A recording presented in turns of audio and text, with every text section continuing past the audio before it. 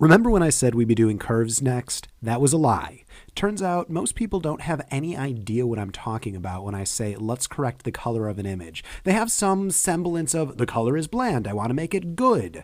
Oh, I can see how the image is not good, I want to make it better. I'm looking at something, it seems bluish, but honestly that isn't really understanding what's happening when I take an image from this to this. What exactly am I affecting?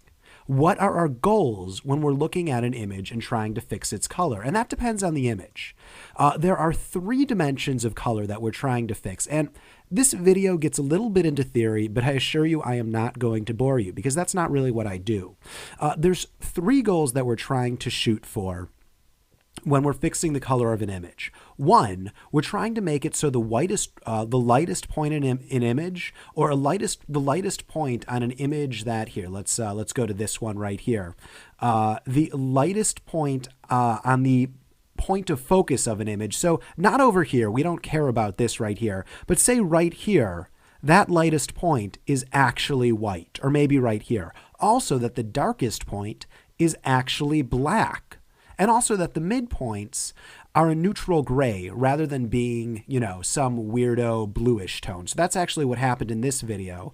The neutral grays were all blue. We wanted to make it, well, the neutral grays weren't so neutral after all. The most neutral thing that was supposed to be gray was actually a bluish tone.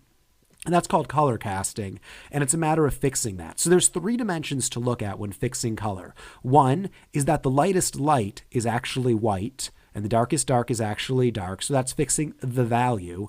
2, neutral gray is actually neutral gray, and not, as was the case in that cat photo, some weirdo like bluish neutral thing, and everything had a bluish color tint to it.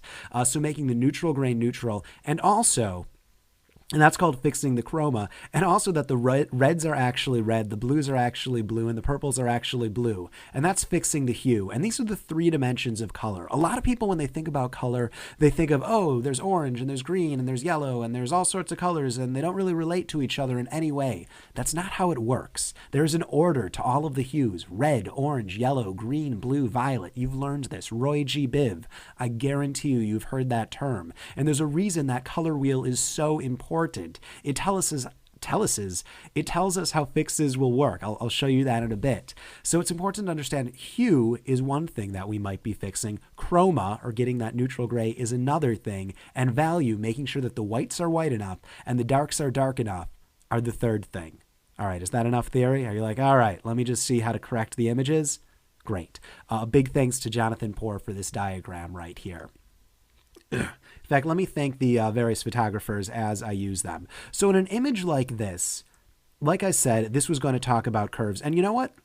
Let's actually do that in the next video. This will just have been on color theory, and I'm actually going to talk about using curves to correct these 3 dimensions of color in the next video.